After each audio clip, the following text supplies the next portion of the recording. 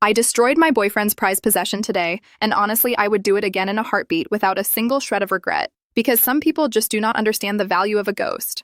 My dad was a quiet man who did not know how to say I love you unless he was wrapping my knuckles in tape or shouting from the corner of a ring. But his real soul lived in the canvas, and when he passed away, he left me his 1988 Pro Leather sparring gloves to a stranger. They were a total wreck with cracked leather and thinning padding. But to me, those gloves were the rhythm of the heavy bag on a rainy Tuesday, and the only piece of him I had left that still felt like it had a pulse. My boyfriend Mark knew every single bit of this, and I told him 1,000 times that the gloves were off limits, and he watched me hold them when the grief got too heavy to carry, so he knew exactly what he was doing. Fast forward to yesterday, when I get home from a brutal shift and I walk into the room and the display is just empty and I feel my heart go through the floorboards. I asked Mark where they were, and he did not even look up from his phone. He just casually mentioned that he cleared out the old gym junk and sold them to a collector because he needed the extra cash to finish his new liquid-cooled gaming rig. And then he told me I could just go to the store and buy a brand new pair if I ever decided to actually start training. The world went ice cold, and I did not scream or argue. I just walked straight out the back door and into the garage,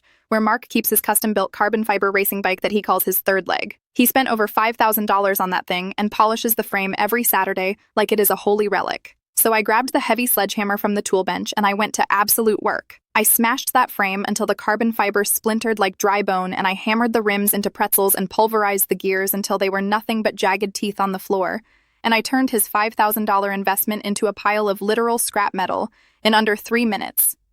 When he finally heard the noise and ran out, he turned a shade of purple.